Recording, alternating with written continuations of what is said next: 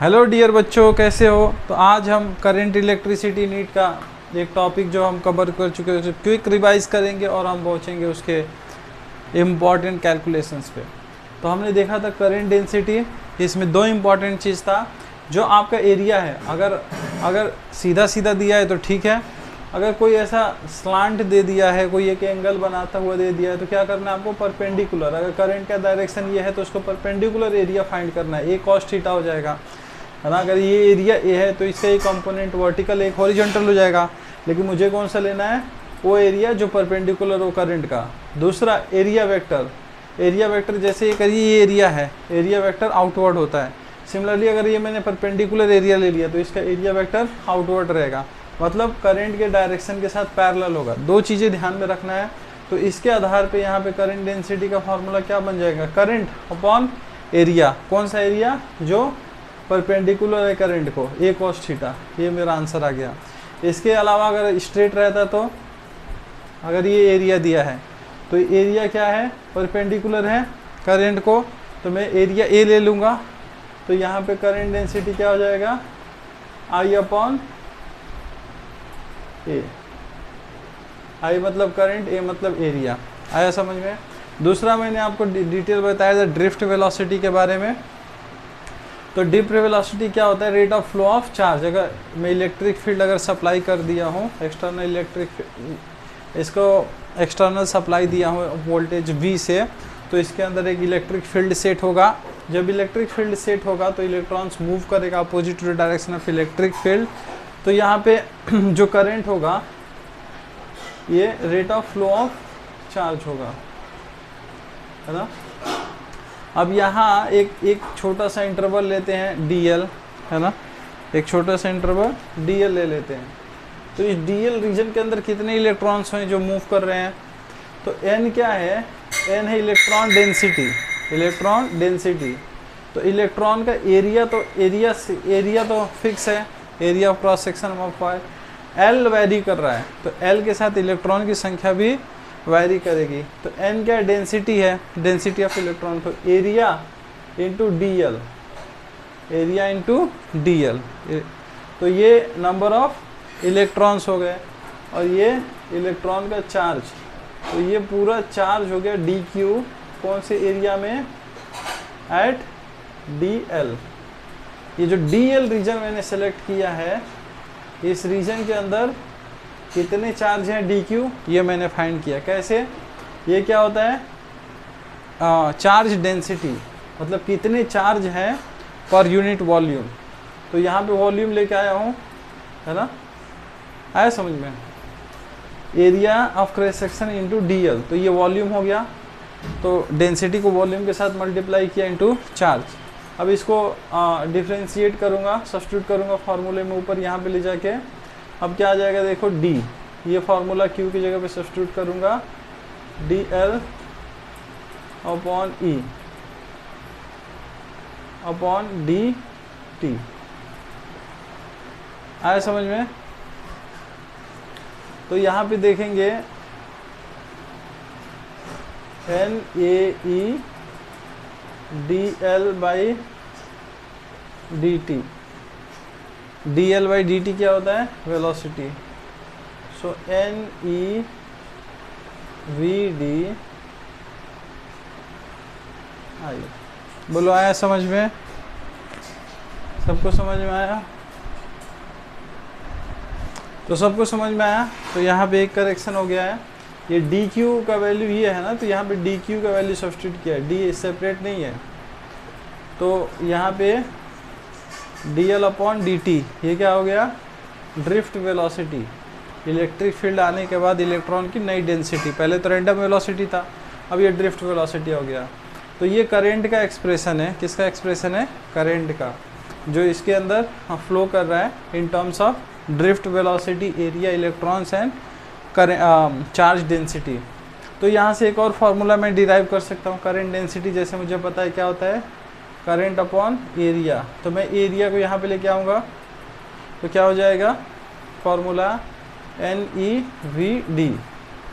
तो ये क्या होगा, current density is equal to NEVD, ये हो गया। लेकिन मेरे पास एक और फार्मूला है, दैट इज वी डी। ये मेरा वी डी जो आया था, कैसे आया था, कैसे आया था, है ना, initial velocity acceleration into time. तो इनिशियल रैंडम वेलोसिटी क्या था, 0 था, है ना। एक्सेलरेशन क्या किसके कारण आया, इलेक्ट्रिक फील्ड के कारण आया, टी रिलैक्सेशन टाइम, है ना। तो electric field q e upon m is equal to v d. ये मैंने एक्सप्रेशन आपको पिछले क्लास में दिया था, नोट्स को रिवाइज कीजिए।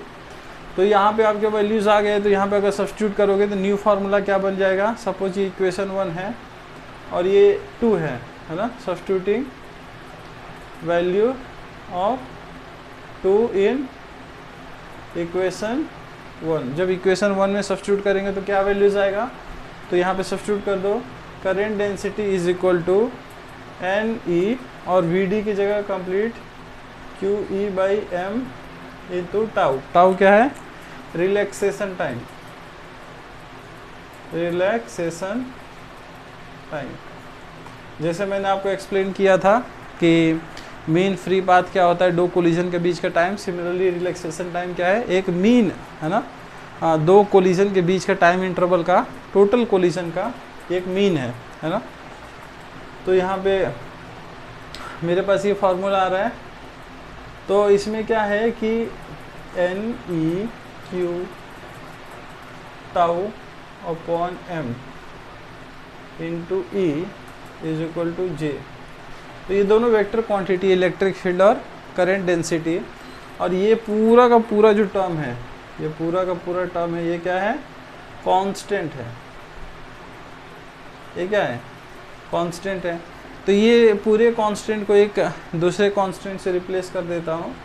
तो ये जो करंट डेंसिटी हो जाएगा, ये एक मेरा नया फार्मूला आ गया, current density is equal to mu times electric field density. तो म्यू क्या है, यह है कंडक्टिविटी कांस्टेंट, कंडक्टिविटी।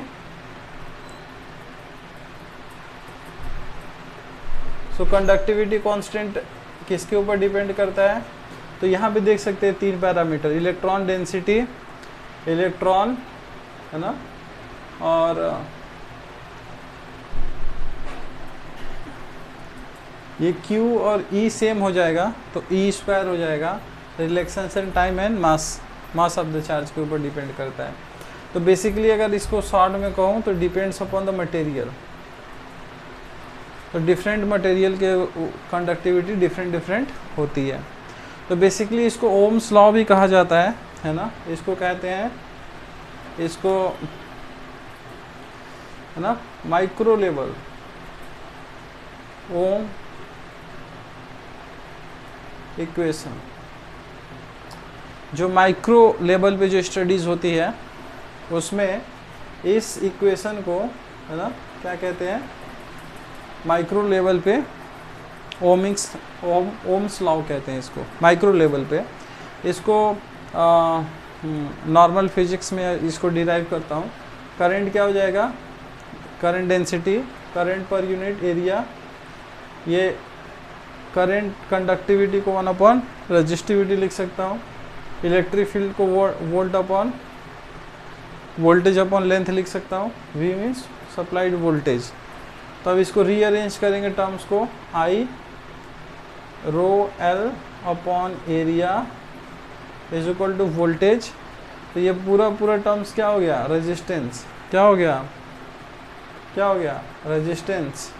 तो इसका नया इक्वेशन क्या बन जाएगा, I into R is equal to V। ये क्या है, ओम्स लॉ।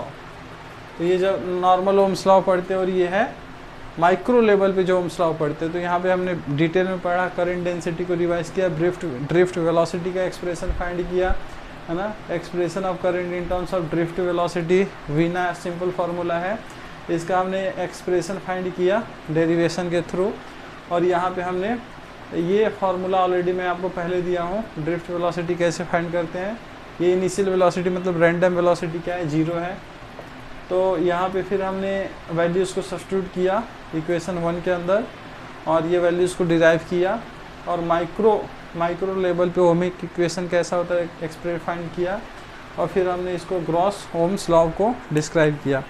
आने वाले अगले सेशन में आपको बताऊंगा रजिस्टिविटी डिफरेंट मटेरियल्स का कैसे वेरी करता है टेम्परेचर के साथ, कंडक्टिविटी कैसे वेरी करता है, रेजिस्टेंस कैसे वेरी करता है। तो इसको डिटेल डिस्क्रिप्शन देने के बाद मैं डायरेक्ट आपको ले चलूँगा सर्किट्स पे। सो बी एक्साइटेड एंड रिवाइज करते रहो, पढ़ते रहो, खुश रहो। Thank you.